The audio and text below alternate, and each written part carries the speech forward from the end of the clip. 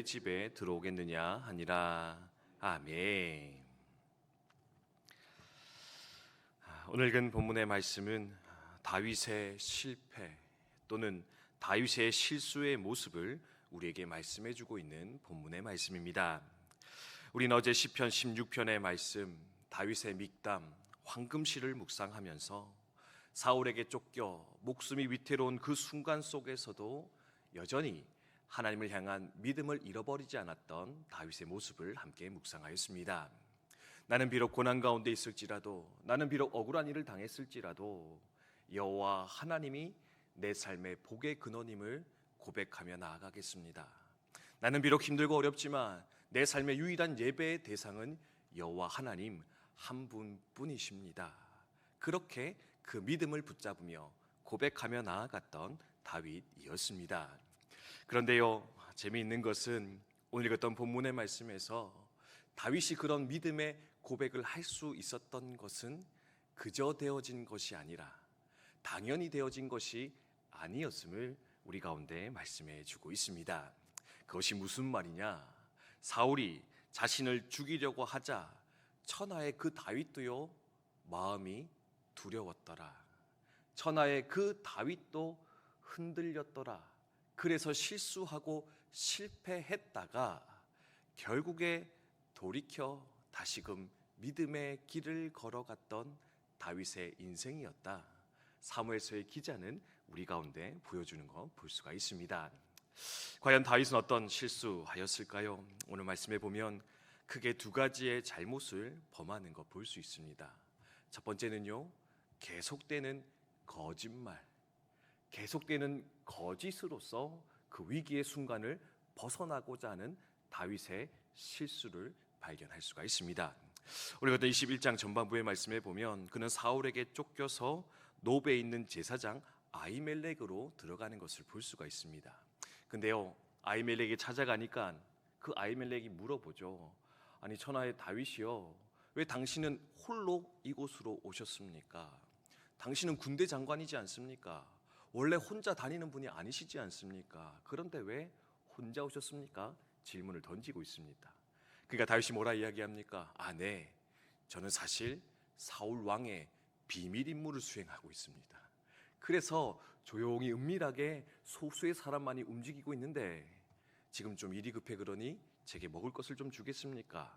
태연하게 거짓으로서 그 위기를 벗어나고자 하는 다윗을 발견하게 됩니다. 또 어떤 거짓말 합니까? 후반절에 가면은요, 그 아히멜렉에게 무기를 구하는데 제가 급하게 출발하느라 무기를 못 챙겨왔습니다. 혹시 무기 가진 거 있으십니까? 질문하면서 또 무기를 얻어내는 이 다윗의 모습을 볼 수가 있는데요. 뭡니까?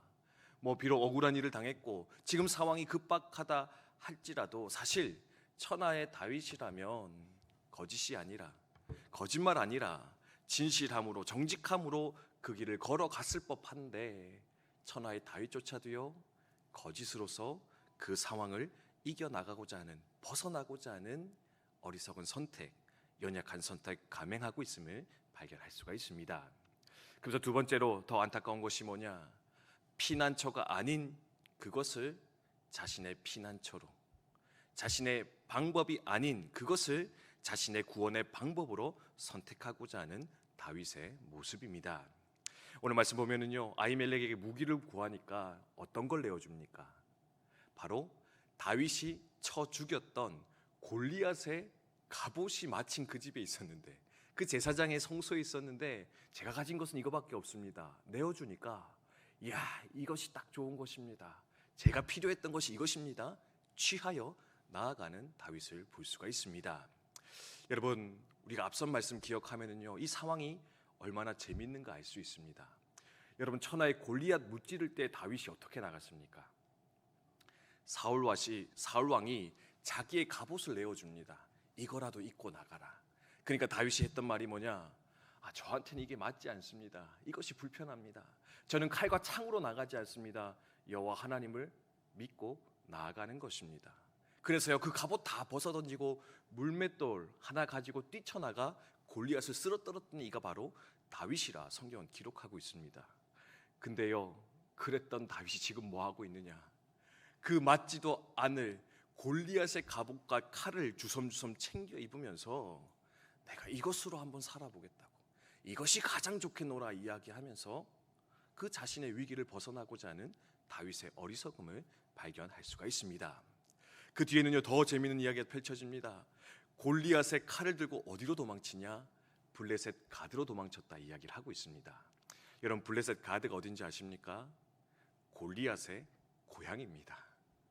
자기가 쓰러뜨렸던 골리앗의 고향인데요, 무엇을 들고? 골리앗의 칼을 들고 그곳으로 가서, 사울이 이스라엘 왕이고 블레셋이 이스라엘 적국이었잖아요. 그러니까 원수의 원수는 아군이 되지 않을까, 아마도 그런 마음에 블레셋으로 뛰어 들어갔는데 거기서 어떤 일을 당합니까? 결국에는요, 그 신하들이 아니 저 사람 골리앗 죽인 우리의 원수입니다, 어찌 저 사람을 받아들이겠습니까? 이야기하니까 결국에는 침을 흘리며 머리를 풀어헤치며 미친 척 하다가 결국에는 간신히 도망쳐 나왔었더라. 가장 비참한 자리에 들어갔던 다윗의 모습을 우리는 발견할 수가 있습니다. 산성도 여러분, 오늘 말씀 묵상하면서 이것이 비단 다윗만의 문제일까, 다윗만의 선택일까 한번 좀 돌아보게 되는 것 같습니다. 우리도 위기 만나면은요, 어떻게든지 그 위기 벗어나기 위해서 아무렇지 않게 거짓으로서 그 상황을 마주할 때도 종종 있는 것 같습니다. 또는 하나님 아니라 눈에 보이는 그것, 당장에 좋아 보이는 그것을 붙잡으려 하다가 더 큰 낭패와 실패 가운데 들어갈 때도 왕왕 있는 것 같습니다. 그러면 오늘 말씀을 통해서 하나님 가르치는 것이 무엇일까요? 우리는 다윗처럼, 다윗도 우리처럼 이렇게 위기 속에 흔들릴 수 있을 것인데, 실수할 수 있을 것인데, 중요한 것은 무엇이냐? 그 모든 실패와 실수, 낭패를 지난 다음에 결국에는 진정한 피난처 되시는 하나님 앞으로 돌아올 수 있는 것, 다시금 하나님을 선택할 수 있는 것, 우리가 어제 나눴던 그 시편 16편의 다윗의 고백과 같이 하나님, 정말로 내가 신뢰할 분은, 내게 복 주시는 분은, 내가 예배할 분은 오직 여호와 하나님 한 분뿐이십니다. 주여 나를 도와주시옵소서. 그렇게 고백하며 나아가는 것이 우리 가운데 있어야 하지 않을까. 그것을 또한 가르치는 것이 바로 이 사무엘상 21장의 말씀이지 않겠는가, 우리 돌아보며 생각하게 되는 것 같습니다. 산성도 여러분, 오늘도 혹 다윗과 같은 실수의 자리, 실패의 자리, 낭패의 자리에 빠져 고통하며 슬퍼하는 분들이 있다면 다시금 우리의 삶의 유일한 피난처가 되시는 하나님 앞으로 돌아오는 그 은혜의 역사가, 그 은혜의 결단이 저와 여러분 가운데 충만하기를 주님의 이름으로 축원드립니다. 제가 고등학교 때 다니던 교회 목사님 그런 말씀 하셨거든요. 나침반은 수만 번 흔들려서 정북을 찾기 마련이다.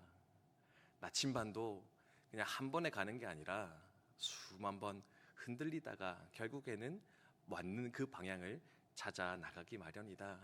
그러니 조금 흔들렸다고, 조금 엇나갔다고 낙심하지 말고 그 길을 계속해서 걸어가라 권면하는 목사님의 도전을, 그 위로를 들은 적이 있습니다. 우리 인생도 마찬가지입니다.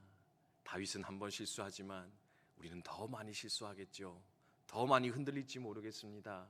하나 그것 때문에 자포자기하지 마시고, 그것 때문에 너무 실망하지는 마시고 다윗처럼 다시금 주님 앞에 돌아오셔서 주여 내게 은혜 베풀어 주시옵소서. 주님 또 흔들렸습니다, 또 실패했습니다 하나 다윗과 같이 다시금 나를 회복시켜 주셔서 주님을 내 삶의 복의 근원, 예배의 대상으로 선택하고 믿고 의지하여 끝까지 사명의 길 걸어가는 우리의 삶, 나의 삶 되게 해 주시옵소서. 함께 기도하였으면 좋겠습니다. 주신 말씀 기억하며 함께 기도하겠습니다.